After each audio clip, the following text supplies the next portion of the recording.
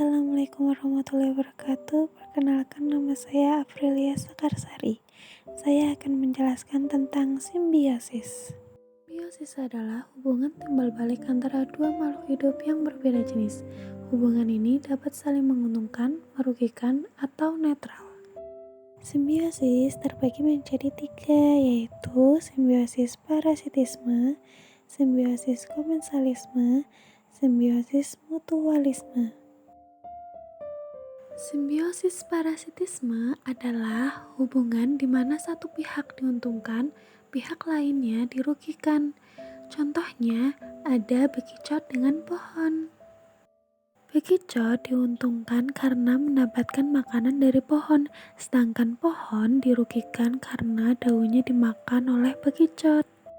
Yang kedua, ada kucing dengan kutu. Kutu diuntungkan karena mendapatkan makanan dari menghisap darah kucing, sedangkan kucing dirugikan karena darah kucing dihisap kutu sehingga kucing merasa gatal. Yang ketiga, nyamuk dengan manusia. Nyamuk diuntungkan karena mendapatkan makanan dari menghisap darah manusia, sedangkan manusia dirugikan karena darah manusia dihisap oleh nyamuk sehingga menyebabkan gatal dan dapat juga menyebabkan penularan penyakit malaria atau demam berdarah. Yang keempat, ada pohon nangka dengan benalu. Benalu diuntungkan karena menyerap makanan dari inangnya, sedangkan pohon nangka dirugikan karena produksi makanan berkurang dan tidak bisa berbuah. Yang kelima, jamur panu dengan kulit manusia. Jamur panu diuntungkan karena dapat melangsungkan hidupnya, sedangkan manusia dirugikan karena merasa gatal-gatal pada kulit akibat jamur panu. Selanjutnya ada simbiosis komensalisme. Simbiosis komensalisme adalah hubungan di mana satu pihak diuntungkan, pihak lain tidak dirugikan atau diuntungkan. Contoh yang pertama ada bunga anggrek dan pohon. Bunga anggrek mendapatkan keuntungan dari pohon karena mendapatkan tempat untuk menempel, sinar matahari, dan nutrisi. Sedangkan pohon tidak diuntungkan dan tidak dirugikan. Yang kedua ada burung dan pohon.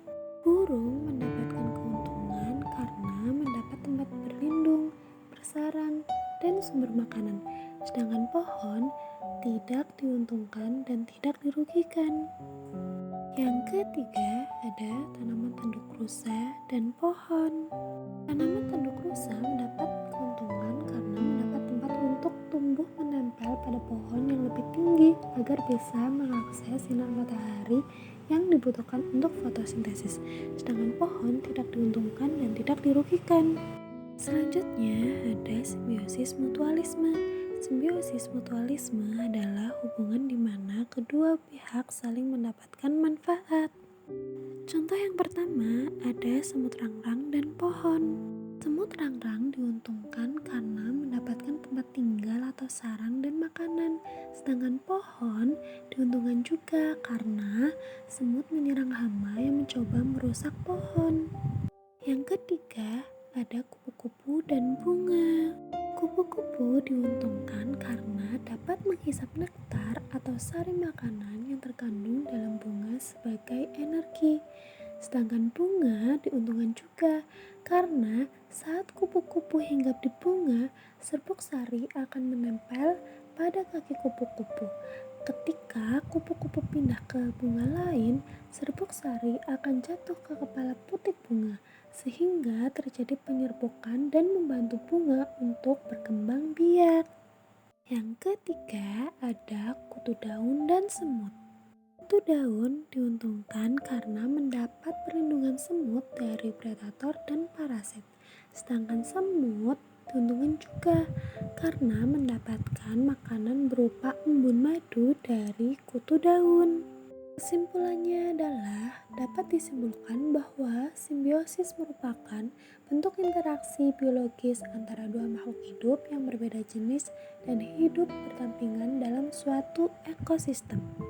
Terdapat 3 jenis simbiosis, yaitu simbiosis parasitisme, komensalisme, dan mutualisme. Melalui pengamatan dan analisis dalam kerja praktek ini, saya dapat memahami bahwa interaksi antar makhluk hidup ini sangat mempengaruhi keseimbangan ekosistem. Setiap jenis simbiosis memiliki peran masing-masing dalam menjaga dinamika kehidupan di alam.